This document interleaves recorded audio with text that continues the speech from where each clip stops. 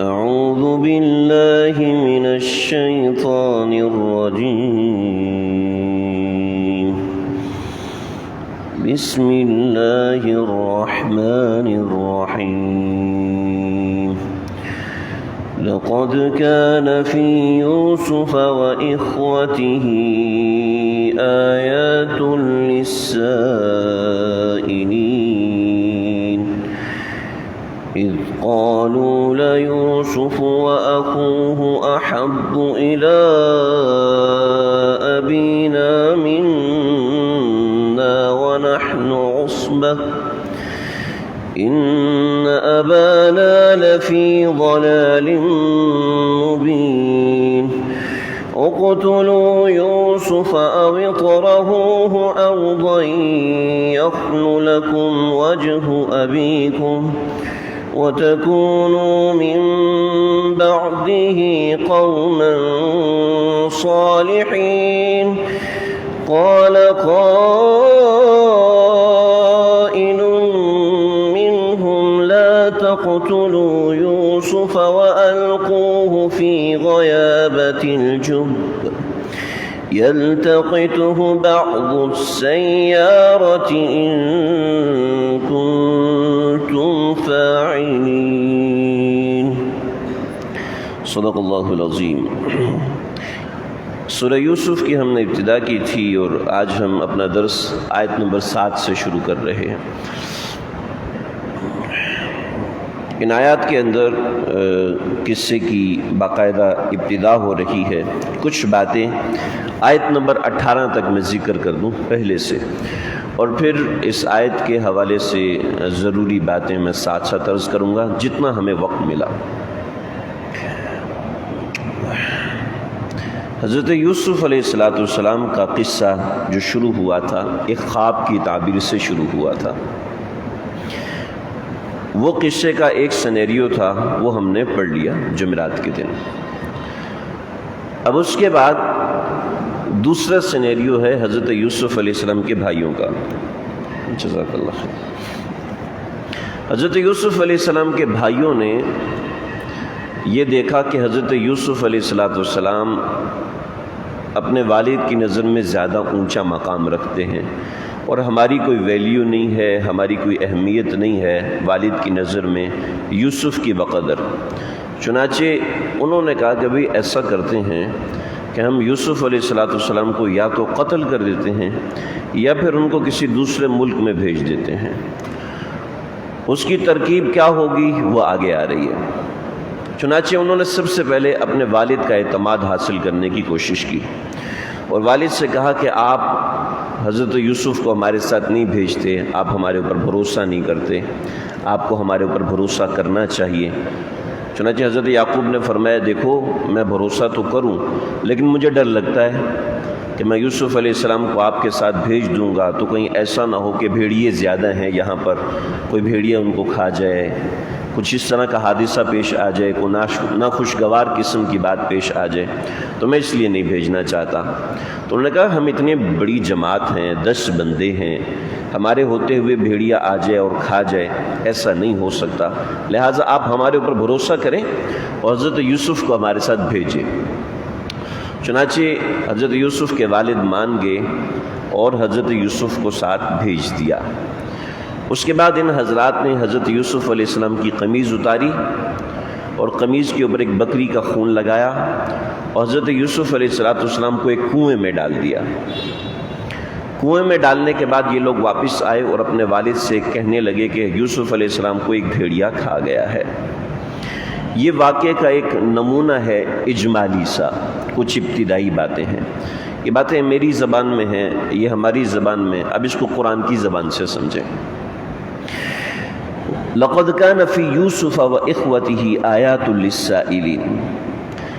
اللہ فرماتے ہیں کہ یوسف علیہ السلام کے واقعے کے اندر اور اس کے بھائی کے واقعے کے اندر ان کے بھائی تھے حضرت بنیامین، تورات میں ان کا نام لکھا ہے، قرآن میں نام نہیں لکھا۔ سوال کرنے والوں کے لیے اس میں بہت سی نشانیاں ہیں۔ اصل میں جن لوگوں نے سوال کیا تھا وہ سامنے نہیں آئے تھے، وہ چھپ کے وار کر رہے تھے۔ یہودی حضرات نے سوال کیا تھا، ایک مبہم سا، ایک چھپا ہوا سوال کیا تھا۔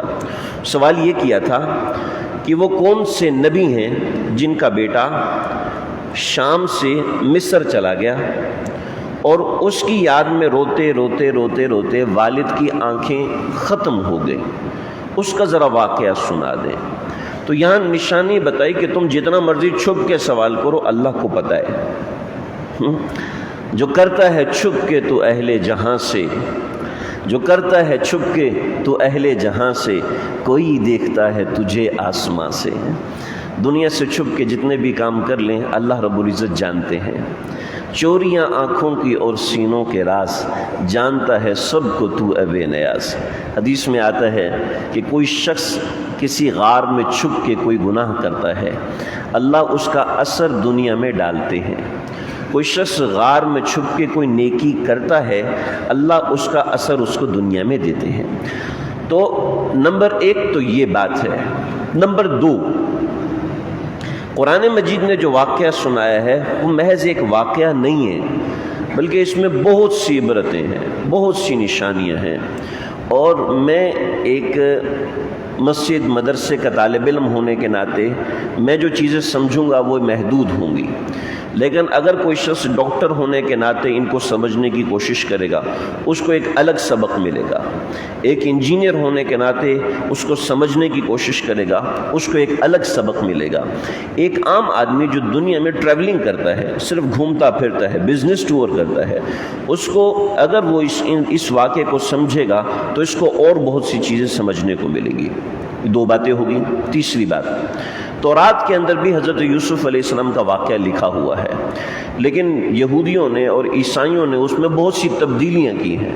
تو اللہ نے کہا آؤ میں تمہاری خبر لیتا ہوں، تمہیں بتاتا ہوں کہ تم نے اپنی کتاب میں کیا کیا غلطیاں کی ہیں اس واقعے کو بیان کرنے کے اندر۔ چنانچہ قرآن نے جو چیزیں بیان فرمائی ہیں تورات اور انجیل اس سے خاموش ہیں، ان کو پتہ ہی نہیں۔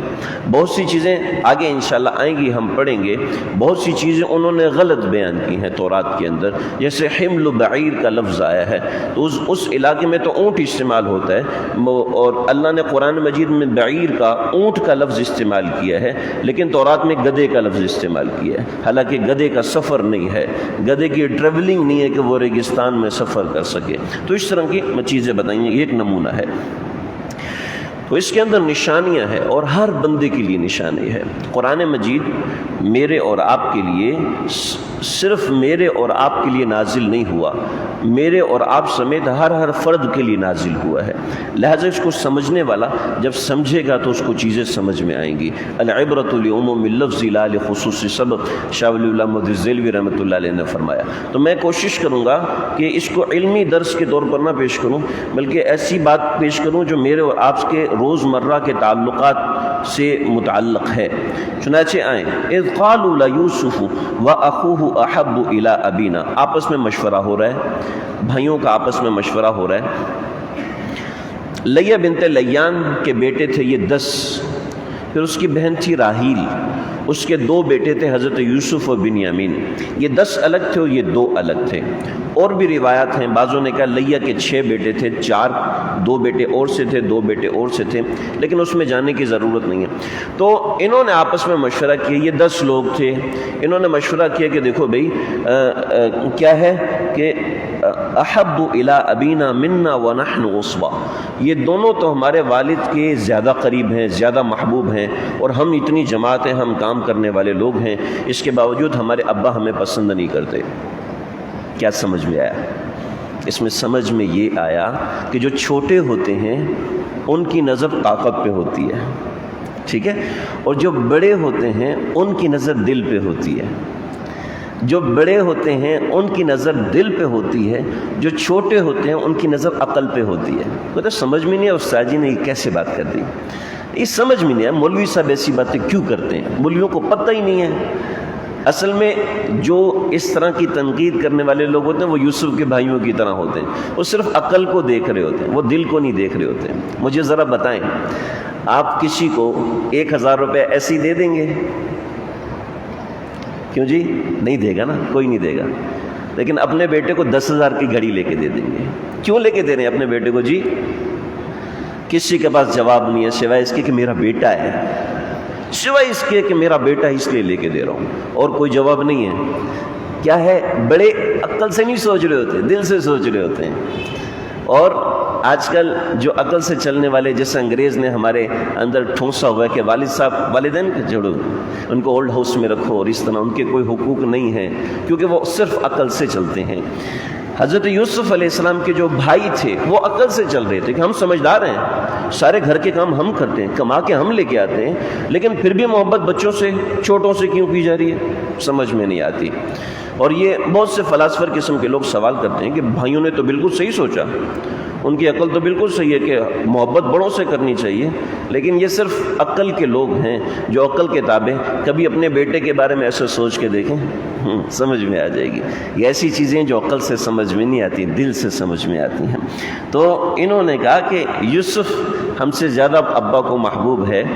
اور ایک بات یہ ہے، دوسری بات، کسی سے محبت ہونے کے لیے نا اس کی خاصیات دیکھی جاتی ہیں کہ کسی شخص میں ایک کوالٹی ہے، اس میں عقل ہے، فہم ہے۔ آپ کو پتہ ہے نبی اکرم صلی اللہ علیہ وسلم کی جو سب سے خوبصورت بیوی تھی وہ تھیں حضرت ام حبیبہ رضی اللہ تعالیٰ عنہا، سب سے خوبصورت، اخیر النساء العرب، عرب کی خوبصورت ترین عورتوں میں سے حضرت ام حبیبہ۔ لیکن پیار جو تھا وہ سب سے زیادہ سیدنا عائشہ سے تھا۔ کیا تھا؟ وہ اللہ کے نبی نے یوں کیا سمجھ گئی کہ مسواک چاہیے، اللہ کے نبی نے یوں سر ہلایا، سمجھ گیا سر میں درد ہو رہی ہے، سر دبانا شروع کر دیا، یعنی آنکھ کے اشارے سے پہلے سمجھ جاتی تھی۔ تو یہ انسان کسی کی محبت کے قریب ہوتا ہے تو اپنے فہم کی وجہ سے قریب ہوتا ہے، محض شکل و صورت سے کوئی بندہ قریب نہیں ہوتا، سمجھ رہے ہیں جی؟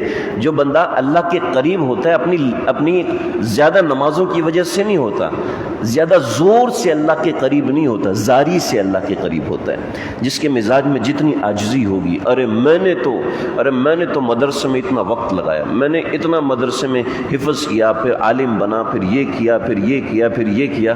ان اللہ تعالیٰ لا ينظر الى صورکم واعمالکم، اللہ تمہاری شکلوں کو نہیں دیکھتے، ولکن ينظر الى قلوبکم، تمہارے دل کو دیکھتے ہیں۔ دیکھو میرے اور آپ کے نبی نے بھی ایک روزہ رکھا نا، میں نے بھی ایک روزہ رکھا ہے، آج آپ نے بھی ایک روزہ رکھا ہے۔ کیا میرا اور آپ کا اور ساری کائنات کا روزہ ملا کے رسول اللہ صلی اللہ علیہ وسلم کے روزے کے برابر؟ سوچ بھی نہیں سکتے، کیونکہ اس میں کیفیت اور تھی، ہماری کیفیت اور ہے۔ روزہ مولوی صاحب بھی رکھ رہے ہیں، روزہ قاری صاحب بھی رکھ رہے ہیں، روزہ حافظ صاحب بھی رکھ رہے ہیں، روزہ میں اور آپ بھی رکھ رہے ہیں، لیکن وہ اپنی نیت کو بار بار جوڑ رہے ہوتے ہیں، بار بار اللہ کی طرف رجحان کر رہے ہوتے ہیں۔ تو یہ وجہ تھی حضرت یوسف علیہ السلام اپنے والد کو سب سے زیادہ پسند تھے، ان کی عقل کی وجہ سے، فہم کی وجہ سے۔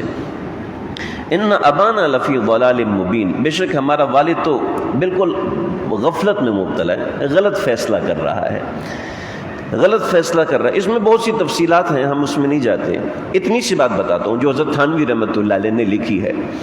بعض مرتبہ چھوٹا اپنے بڑے کو غلط فیصلہ کرنے والا سمجھ لیتا ہے، حالانکہ وہ خود غلط ہوتا ہے۔ بعض مرتبہ مرید اپنے شیخ کے بارے میں سوچتا ہے کہ میرا شیخ خطا اجتہادی کر رہا ہے، یہ غلط فیصلہ کر رہا ہے۔ بعض مرتبہ شاگرد اپنے استاد کے بارے میں سوچتا ہے کہ میرا استاد غلط فیصلہ کر رہا ہے۔ بعض مرتبہ اولاد اپنے والد کے بارے میں سوچتی ہے میرے ابا غلط سوچ رہے ہیں، حالانکہ وہ بالکل صحیح سوچ رہے ہوتے ہیں۔ ٹھیک ہے جی؟ حضرت شیخ الحدیث مولانا زکریا صاحب رحمۃ اللہ علیہ، ان کی صحبت میں کتنے بڑے بڑے لوگ جاتے تھے اور فرماتے تھے کہ ہم ان کے سامنے خود کو بے وقوف محسوس کرتے ہیں۔ اس لیے کہ عقل صرف دماغی عقل نہیں ہوتی، عقل دل کی بھی ہوتی ہے اور عقل وحی الہی کی بھی ہوتی ہے۔ جس شخص نے وحی الہی کو پڑھا ہوا ہے، جس شخص نے وحی الہی کو سمجھا ہوا ہے، اس جیسی عقل کسی دوسرے شخص میں نہیں ہو سکتی، اس لیے کہ اس میں ایک دوسری قسم کی عقل ہے۔ اس قسم کی عقل میں تو میں ایکسٹریم ہوں، میں نے بہت زیادہ سمجھا ہوا ہے، میں نے بہت زیادہ سفر کیے ہوئے ہیں، میری بہت ٹریولنگز ہیں، میرے بہت سے حادثات ہیں زندگی میں پیش آئے، تو جو میں سمجھ سکتا ہوں وہ مولوی صاحب نہیں سمجھ سکتے، لیکن جو وہ سمجھ سکتے ہیں وہ میں اور آپ نہیں سمجھ سکتے۔ یہ ان ابانا لفی ضلال مبین، بعض دفعہ آپ کو سامنے بندہ غلط نظر آ رہا ہوتا ہے لیکن حقیقت میں وہ صحیح ہوتا ہے۔ سمجھ رہے ہیں جی میری بات؟ پھر انہوں نے کیا فیصلہ کیا؟ فیصلہ کیا اقتلوا یوسف او اطرحوه ارضا یخل لکم وجہ ابیکم، انہوں نے کہا حضرت یوسف کو قتل کر دو۔ مطلب کیا ہے؟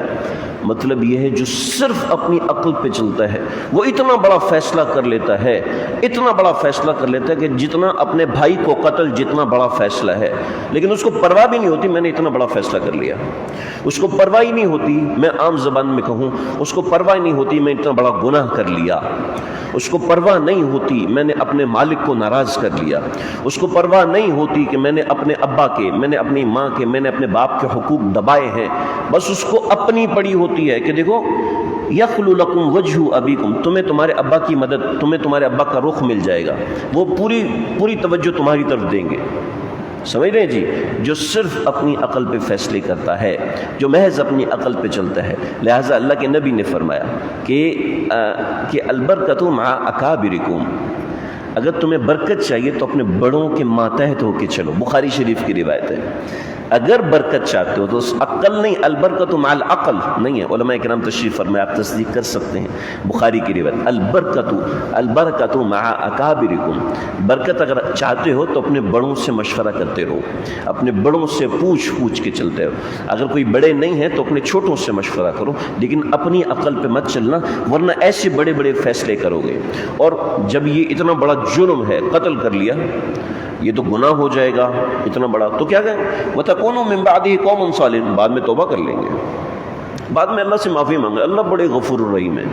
یہ ہمارے اندر ایک اپنے اندر تسلی ہوتی ہے، ایک جھوٹی تسلی ہوتی ہے، ہم بعض مرتبہ اپنے ساتھ ایسے جھوٹ بول رہے ہوتے ہیں کہ ہمارا اپنا دل نہیں مان رہا ہوتا کہ ہم یہ صحیح کر رہے ہیں۔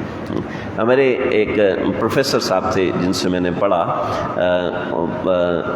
ٹیگنومیٹری پڑھا رہے تھے، تو انہوں نے کہا کہ مجھے کہتے فیصل بھائی میں پوری زندگی مینوفیکچر میں پی ایچ ڈی کی ہے، میں جب اٹھا کے سر دیکھتا ہوں میں نے زندگی میں کیا کیا، کہتے اللہ کی قسم مجھے نقصان نظر آتا ہے کہ میں نے اپنی زندگی برباد کر دی، 2+2=4، بس اس میں زندگی گزار دی۔ فیکٹر اب میرے لیے 2+2=4 ہے، جس کو لوگ پی ایچ ڈی سمجھتے ہیں اور جس کو اتنا بڑا ڈگری دیتے ہیں، لیکن اصل میں کچھ بھی نہیں ہے، اصل میں کچھ نہیں۔ تو ہم اپنے آپ کو بعض دفعہ جھوٹ بول رہے ہوتے ہیں، اللہ نے توفیق دی تو عبادت کر لیں گے، ورنہ ٹھیک ہے اللہ بڑے غفور الرحیم ہے، ہم اپنے ساتھ جھوٹ بول رہے ہوتے ہیں، ہم اپنے ساتھ خیانت کر رہے ہوتے ہیں۔ تو دوستو ہمارا فائدہ، ہمارا نفع نقصان ہمارے اپنے ہاتھ میں، جیسے اتنا بڑا گناہ کرنے جا رہے تھے اور پھر کہہ رہے ہیں کہ وَتَكُونُوا مِن بَعْدِهِ قَوْمٌ صَالِحُونَ، بعد میں توبہ کر لیں گے، اللہ معاف کر دیں گے، اللہ بڑے غفور الرحیم ہے۔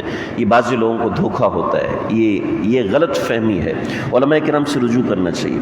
تو پھر قَالَ قَائِلٌ مِّنْهُمْ لَا تَقْتُلُوا يُوسُفَ، ایک بندے نے کہا ان میں سے، یہودا تھا، یہ بعض روایت میں روبیل تھا، اس نے کہا کہ لا تقتلوا یوسف، قتل کرنا بہت بڑا گناہ ہے، یہ نہ کرو۔ کیا مطلب ہے؟ ہم اگر خدا نخواستہ کوئی گناہ کرتے ہیں یا ہم سے گناہ ہوتا ہے، تمہارے اندر سے کوئی نہ کوئی بولتا ہے میاں غلط کر رہا ہے، میاں غلط کر رہا ہے، ایسا ہوتا ہے کہ نہیں ہوتا؟ قرآن بول رہا ہے، قرآن صاف بتا رہا ہے، قال قائل منهم لا تقتلوا یوسف، البتہ کیا کرو وَأَلْقُوهُ فِي غَيَابَةِ الْجُبِّ، غیابہ کہتے ہیں ایسی چیز جو کسی چیز کو اپنے اندر چھپا لے، جس سے رات اندھیری ہوتی تو کچھ نظر نہ آئے تو اس کو غیابہ کہتے ہیں، اور جب کہتے ہیں اس کنویں کو جس کنویں کے اوپر منڈیر نہ لگی ہوئی ہو، یعنی کنواں ہے بس گڑھا ہے اور گڑھے کے اندر سیدھا چلتے جاؤ وہ کنواں ہی ہے, اوپر منڈیر نہیں لگی ہوئی پانی وغیرہ نکالنے کے لیے جس سے کنویں کے گرد ہوا کرتی ہے. ہمارے نوجوان حضرات تو نہیں جانتے ہوں گے لیکن جو بڑے بوڑھے حضرات ہیں ان کو پتہ ہوگا کہ ہر کنویں کے اوپر ایک منڈیر ہوا کرتی تھی, ہر زمانے میں ہوا کرتی تھی. آج کل ظاہر بات ہے وہ بورنگ کا زمانہ ہے, ٹیوب ویل کا زمانہ, ٹربائن کا زمانہ ہے, موٹرز کا زمانہ ہے, تو آج کل وہ چیز نہیں ہے. تو جب کہتے ہیں اس کنویں کو جس کے اوپر منڈیر نہیں ہوتی, تو ہے نا وَأَلْقُهُ فِي غَيَابَةِ الْجُبِّ, تو اس کو اس کنویں میں ڈال دو جس کنویں کے اندر یہ چھپ جائے. پھر کیا ہوگا, يَلْتَقِطُهُ بَعْضُ السَّيَّارَةِ, کوئی آئے گا چونکہ کنواں راستے میں ہوگا تو کوئی بندہ آئے گا, ایک قافلہ آئے گا اور قافلے والے ڈول ڈالیں گے, تو ڈول ڈالیں گے تو یہ اندر ہوں گے, یہ ڈول کو پکڑ کے باہر نکلیں گے تو ان کو پتہ چل جائے گا. جب پتہ چلے گا یہ بچہ چھپا لیں گے, اس کو اپنے ساتھ لے جائیں گے تو ہماری جان چھوٹ جائے گی. تو یہ انہوں نے پلان بنایا, یہ انہوں نے برائی کا منصوبہ بنایا. تو یاد رکھیں انسان ایسے ہی گناہ نہیں کرتا, سب سے پہلے اس کے دل میں گناہ کی خواہش پیدا ہوتی ہے. جب اس خواہش کو وہ دبا لیتا ہے تو آگے گناہ نہیں کر پاتا, اور اگر اس خواہش کو نہ دبائے تو وہ گناہ اس کو سرکشی کی طرف لے کر جاتا ہے. ایک بات بتاؤں, پورے قرآن مجید میں اللہ رب العزت نے قوموں کے واقعات سنائے ہیں. اللہ نے کسی کو گناہ کی وجہ سے نہیں پکڑا. آپ کہیں گے مولوی صاحب کیسی باتیں کر رہے ہو؟ جی صحیح کہہ رہا ہوں, اب علماء کرام سے تصدیق کر لیتے ہیں, کر سکتے ہیں. اللہ نے کسی قوم کو گناہ کی وجہ سے نہیں پکڑا, اللہ نے قوموں کو پکڑا ہے سرکشی کی وجہ سے. لہٰذا کوئی گناہ ہو جانا یہ بڑی بات نہیں, لیکن اس گناہ پہ سرکش ہو کے بیٹھ جانا یہ بڑی بات ہے. سرکشی یہ ہوتی ہے کہ اپنے گناہ کے بعد پرواہ نہیں ہے, ارے ہو جاتا ہے یار, چلتا ہے لائف میں سب کچھ چلتا ہے. نہیں, یہ بات صحیح نہیں. تو یہ ان کا پلان تھا. جب گناہ کا پلان ہوتا ہے تو اس وقت اپنے اوپر ہولڈ کر لیا جائے تو انسان قابو میں آتا ہے, ورنہ پھر انسان کو کوئی چیز روک نہیں سکتی. چنانچہ انہوں نے کہا یا ابانا ما لک تأمنا علی یوسف وانا له لناصحون, آپ یوسف کے بارے میں ہمارے اوپر بھروسہ کیوں نہیں کرتے؟ ہم تو اس کے خیر خواہ ہیں, ہم تو اس کی مدد کرنے والے ہیں, آپ ہمارے اوپر بھروسہ کریں. چنانچہ گناہ سب سے پہلے آپ کو تسلی دے, ارے کچھ نہیں ہوتا, چلتا ہے. گناہ سب سے پہلے انسان کو تسلی دیتا ہے. چنانچہ ابا کو تیار کیا, ارسلہ معنا غدا یرتع ویلعب, اس کو ہمارے ساتھ بھیجیں تاکہ ہم کچھ کھائیں پیئیں, موج مستی کریں, کھیلے کودیں. چنانچہ کھانا پینا, موج مستی کرنا, کھیلنا کودنا کوئی منع نہیں ہے. اگر کھیلنا کودنا, پارک میں لے کے جانا, فیملی کو ریزورٹ میں لے کے جانا, اپنی فیملی کو ہٹ میں لے کے جانا, ان کو سمندر دکھانا, ان کو پاکستان ٹور کرانا, ان کو ورلڈ ٹور کرانا, کوئی منع نہیں ہے. شریعت نے اجازت دی ہے. اگر منع ہوتا تو حضرت یعقوب علیہ السلام منع کرتے, نو نو نو نو نو, حرام کام کی اجازت مانگ رہے ہو, خبردار. یہ ہمارے ہاں ایک چیز شامل ہو چکی ہے. میں اس درس کو یہیں پر روکتا ہوں, اس بات کو ختم کر کے مکمل کرتا ہوں, وقت میرا پورا ہو گیا. کہ ہم لوگوں نے یہ سمجھا ہوا ہے سیر و تفریح تو ایک دنیا کا کام ہے. میں اپنے سے تعلق والوں کو کہتا ہوں, مستقل کہتا ہوں, مہینے میں ایک بار اپنی فیملی کو کہیں گھمانے لے کے جاؤ, لازمی لے کے جاؤ, یہ دین ہے. مہینے میں ایک بار اپنی فیملی کو سینما نہیں لے کے جانا بھائی, کہتے ہیں نا مولوی صاحب نے کہا تھا سینما لے کے جاؤ. اپنے فیملی کو گھمانے پھرانے لے کے جاؤ, کسی اچھی جگہ پر گھمانے پھرانے.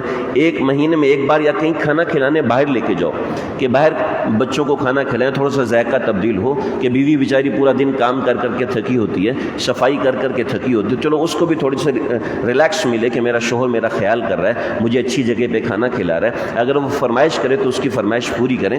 تو یہ اس آیت مبارکہ سے سمجھ میں آ رہا ہے, اس آیت مبارکہ سے مسئلہ نکل رہا ہے. میں نہیں کہہ رہا کہ میں نے مسئلہ نکالا, یہ ہمارے اکابرین نے مسئلہ لکھا ہے. معارف القرآن دیکھ لیجئے, آپ تفسیر قرطبی دیکھ لیجئے, بڑی بڑی تفاسیر میں لکھا ہے کہ ریلیکس کرنا اور گھومنا پھرنا اور یہ وقت کا ضیاع نہیں ہے. سمجھیں, یہ وقت کا ضیاع نہیں ہے بلکہ یہ بھی عین دین ہے, بس ہم اپنی نیت صحیح کر لیں. تو یہاں تک مسئلہ ہو گیا, یہاں تک بات ہوگی, بقیہ انشاءاللہ آئندہ ذکر کروں گا. اللہ مجھے آپ کو ہم سب کو سمجھنے کے عمل کرنے کی توفیق عطا فرمائے. وآخر دعوانا الحمدللہ رب العالمین. ربنا تقبل منا.